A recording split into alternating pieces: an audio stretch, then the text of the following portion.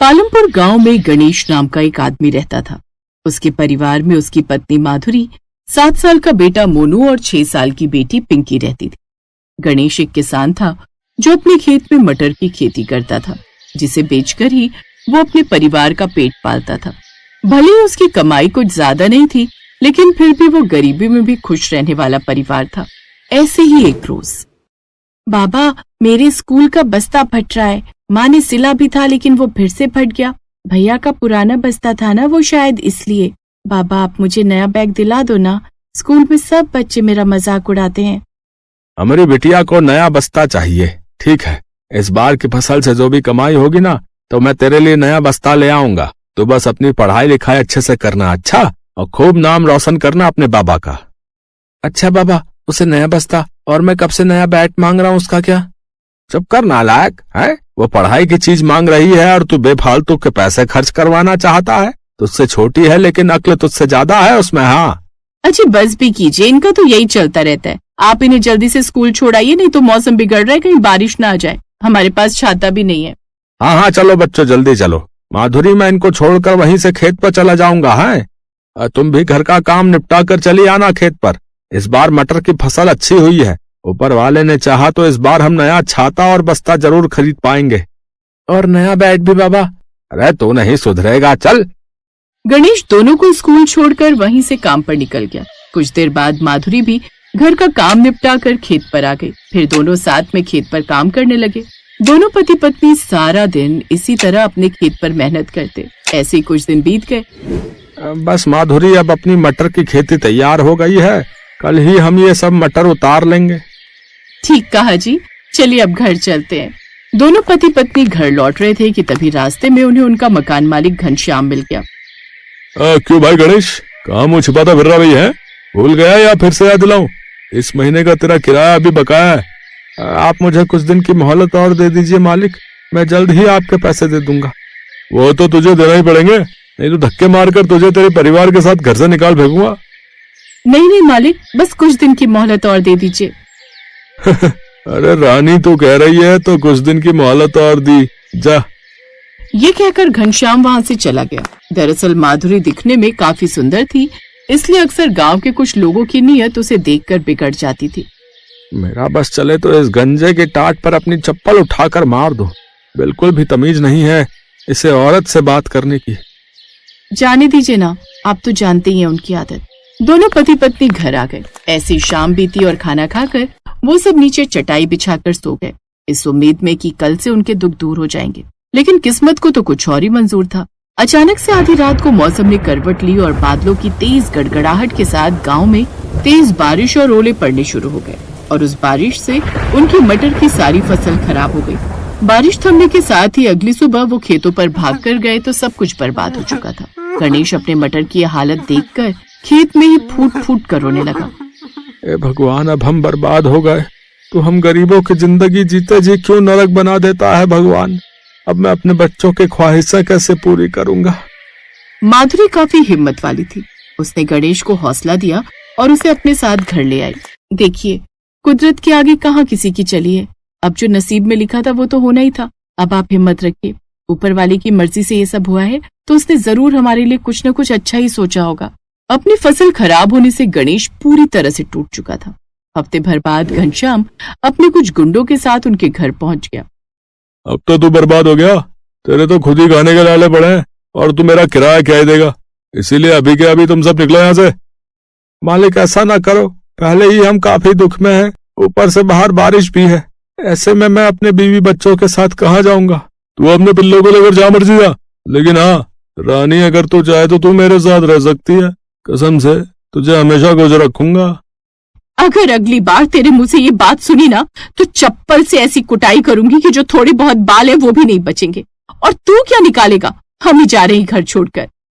Mummy मैं तो कहता हूँ ये मिर्च का डब्बा इसकी आंखों में उड़ेल दो, बुड्ढा खुसट कहीं का। तेरी तो खबरदार जो मेरे बच्चों को हाथ भी लगाया, नहीं तो दोनों हाथ उखाड़कर ऐसे फेंकूंगी कि एक कश्मीर में जाकर गिरेगा और दूसरा सीधा कन्याकुमारी में। माधुरी अपने पति और बच्चों के साथ वहां से चली जाती है। कुछ देर बाद तेज हवा चलने लगती है, जिसके बाद बरसात शुरू हो जाती है। बारिश में भीगते हुए वो जंगल की तरफ चल पड़ते हैं। जहाँ एक गुफा उन्हें दिखाई देती है और वो उसी में रहने लगते हैं। बाहर जोरों की बारिश और पेट में भूख, जैसे तैसे वो वहीं पर सो जाते हैं। अगली सुबह बारिश थम जाती है। माँ, भूख लगी है, कुछ खाने को दो ना। मैं अपने साथ थोड़ा आटा लाई थी जो घर में बचा हुआ था, इन्हीं की रोटी बनाकर मैं बच्चों को खिला देती हूँ। ठीक है माधुरी, मैं भी कुछ काम ढूंढ कर आता हूँ। शाम को गणेश खाली हाथ लौटता है। कहीं काम नहीं मिला माधुरी, मेरी तो कुछ समझ में नहीं आ रहा है कि बच्चों को क्या खिलाऊंगा। हम दोनों तो भूखे रह भी लेंगे, लेकिन ये दोनों नन्ही सी जान कैसे भूख बर्दाश्त कर पाएंगे। तभी माधुरी अपने गले में पड़ी चांदी की चेन निकाल कर गणेश को देती है। इसे देकर थोड़ा आटा ले आइए। लेकिन माधुरी, ये तो तुम्हारी माँ की आखिरी निशानी थी ना। हाँ, लेकिन आज एक माँ को अपने बच्चों की खातिर इसे बेचना पड़ रहा है। अब ज्यादा मत सोचिए और जाइए।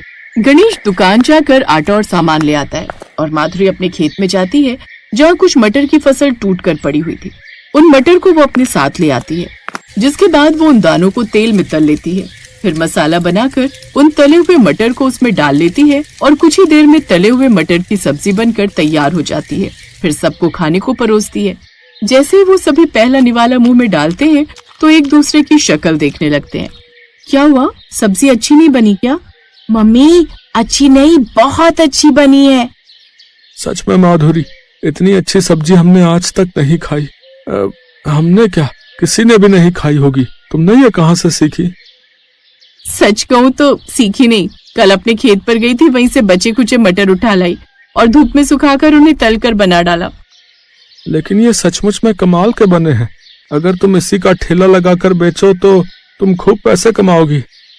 सच तो सोचना क्या, आज से ही बल्कि अभी से ही शुरू करते हैं। सब्जी अभी भी काफी बची है, मैं साथ में थोड़ी पूड़ी लगा देती हूँ। आप पतीले में ये सब्जी, डब्बे में पूड़ी और मैं थोड़े पत्ते की प्लेट और कटोरी बना देती हूँ, आप उन्हीं में देते जाइएगा। अब एक काम करते हैं, दोनों साथ में चलते हैं।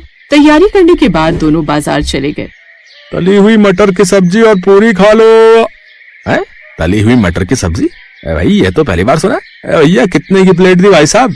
जी सिर्फ 30 रुपए। अच्छा लगा दो फिर। माधुरी जल्दी से उसे एक प्लेट लगा कर देती है और सच में माधुरी की तली हुई मटर की सब्जी कमाल कर गई। लोगों को वो पसंद आई और अब और प्लेट की डिमांड आने लगी। क्या कमाल की सब्जी है भाई साहब। कल मैं मंदिर के बाहर भंडारा करवा रहा हूँ और मैं चाहता हूँ कि आप पूरी के साथ ऐसी ही तली हुई मटर की सब्जी पूरी के साथ बनाओ। एडवांस के तौर पर ये रहे ये 30,000। पहले ही दिन उन्हें बड़ा ऑर्डर मिल गया। दोनों बड़े खुश हुए। अगले दिन माधुरी ने भंडारे के लिए वैसी ही सब्जी पूरी के साथ तैयार कर दी। भंडारे में भी सबको उनके बनाए हुए तली मटर की सब्जी और पूरी पसंद आई। अब उन्होंने खुद का ठेला खरीद कर उसमें बनाकर बेचने लगे। अब इसी तरह और भी कई ऑर्डर उनके पास आने लगे और उन्होंने खूब पैसे कमाने शुरू कर दिए। साथ ही गणेश ने अपने खेत पर ही फिर से मटर उगाने शुरू कर दिए और उन्हीं मटर को तलकर वो उसकी सब्जी बनाने लगे, जिससे उन्हें खूब मुनाफा होने लगा। अब उनके पास सब कुछ था, खुद का घर, पिंकी के लिए नया बस्ता, मोनू का नया बैट और सबका अपना अपना एक छाता।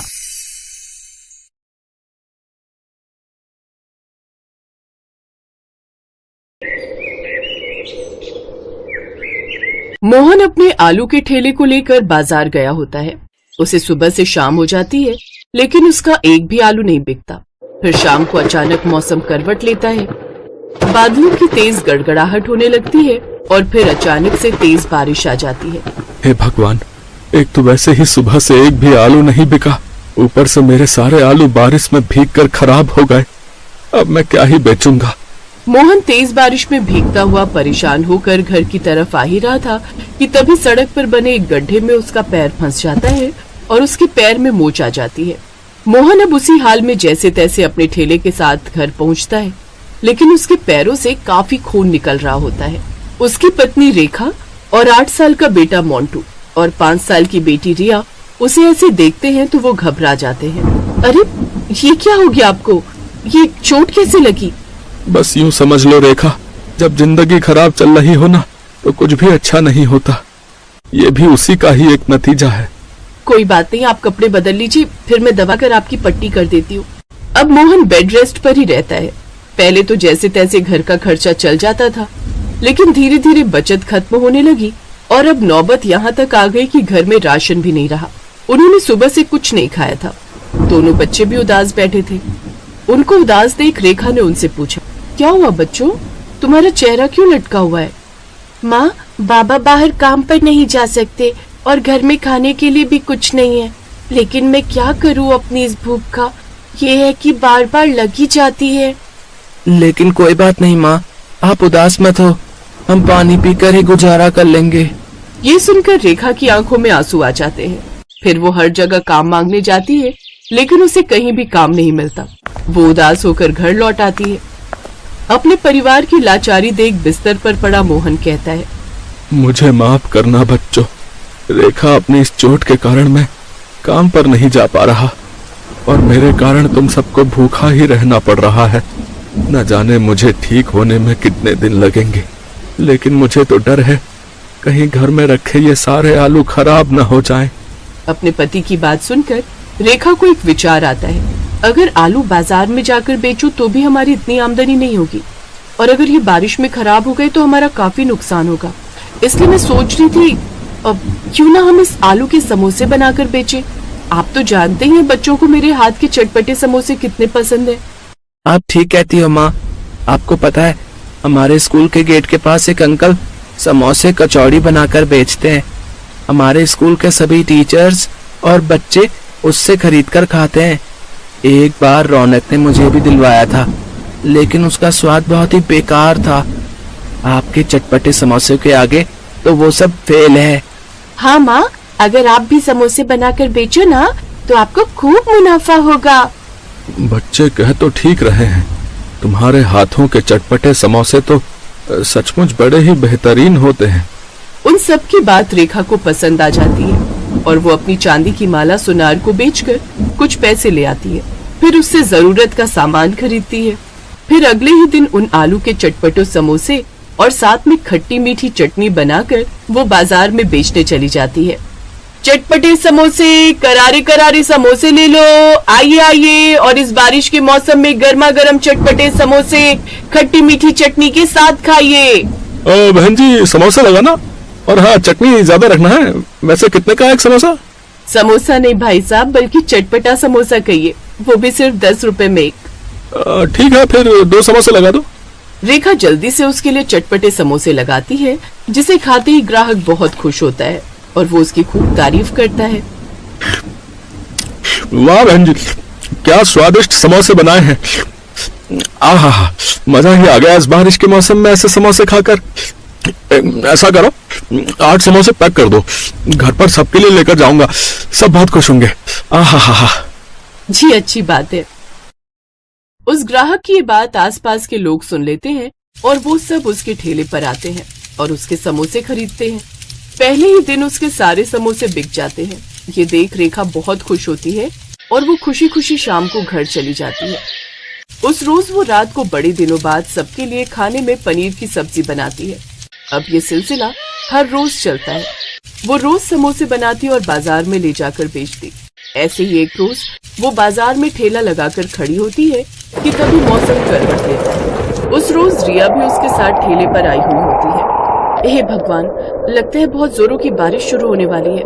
रिया बेटी, ठेले के नीचे त्रिपाल है, जल्दी से देना मुझे। हाँ माँ, अभी देती हूँ। रेखा जैसे ही वो त्रिपाल बांधती है वैसे ही जोरों की बारिश शुरू हो जाती है। माँ, बादलों की गड़गड़ाहट से मुझे डर लग रहा है।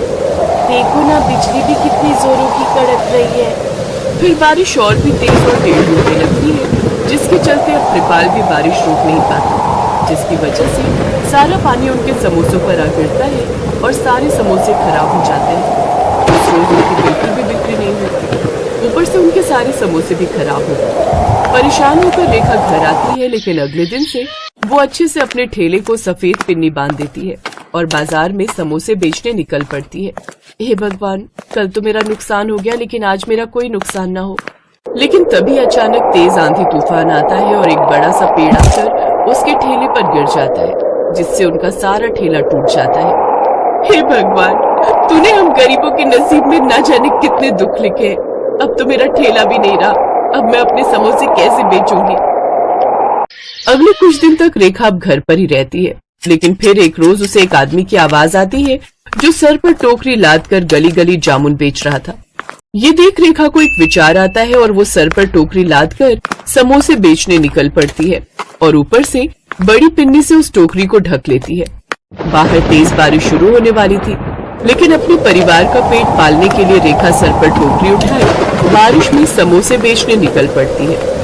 मोंटी भी उसके साथ काम पर जाने की जिद करता है। वो भी अपनी माँ के साथ चल पड़ता है। बारिश में गली गली घूम घूम कर वो चटपटे समोसे बेचते हैं। टोकरी को तो उन्होंने पन्नी से ढका हुआ था, इसलिए समोसे तो खराब नहीं हुए, लेकिन बारिश में भीगने के कारण मोंटी की तबीयत खराब हो जाती है और वो छींके मारने लगता है। अरे मोंटी, तेरी तो तबीयत खराब हो रही है। ऐसा कर, बारिश के मौसम में तुम काम पर मत आया करो, बेकार में तुम्हारी तबीयत खराब हो जाएगी। फिर वो दोनों घूमते घूमते रेलवे स्टेशन के पास पहुंच जाते हैं, जहाँ काफी लोगों की भीड़ होती है। अरे, यहाँ तो कितने सारे लोग ट्रेन के इंतजार में बैठे हैं। अब से मैं यही प्लेटफॉर्म पर आकर ही समोसे बेचूंगी। अगले दिन रेखा सड़कों पर घूमने की जगह प्लेटफॉर्म पर जाकर चटपटे समोसे बेचती है, जहाँ कुछ ही देर में लोगों की भीड़ उसके पास लग जाती है और लोगों को उसके समोसे काफी पसंद आते हैं और अब उसकी काफी अच्छी कमाई होने लगती है। बहन जी, आपके चटपटे समोसे तो सचमुच बहुत लाजवाब है। अब मुझे 2 समोसे और चटनी और देना जरा। अब रेखा फिर से अच्छे पैसे कमाने लगी, लेकिन अब वो साथ साथ बचत भी करने लगी।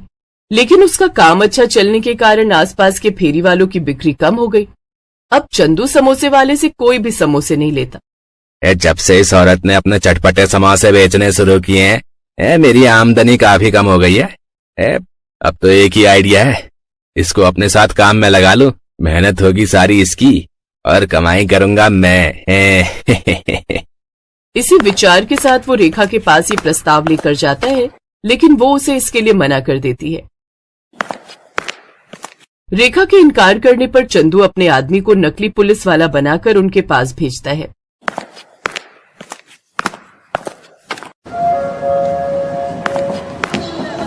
चलो यहाँ से, अब से तुम यहाँ समोसे नहीं बेचोगी। लेकिन क्यों साहब, मैं तो बराबर यहाँ ये लगाने का टैक्स भरती हूँ। लेकिन तभी वहाँ असली पुलिस वाला आ जाता है, जो कि रेखा के ठेले पर रोज समोसे खाने आता था। वो उस आदमी को नकली पुलिस वाला बनने के जुर्म में अरेस्ट कर लेता है। माफ कर दो साहब, ये सब मैंने चंदू हलवाई के कहने पर किया था। फिर पुलिस उन दोनों को गिरफ्तार कर लेती है। अब रेखा बिना किसी डर के समोसे बेचने लगती है। कुछ दिनों बाद मोहन भी पूरी तरह ठीक हो जाता है और वो भी उसकी इस काम में मदद करने लगता है। अब दोनों पति पत्नी मिलकर खूब मेहनत करते हैं और खूब पैसे कमाते हैं और अपने लिए एक बड़ा पक्का घर बनवा लेते हैं, जिसमें हर सुख सुविधा होती है।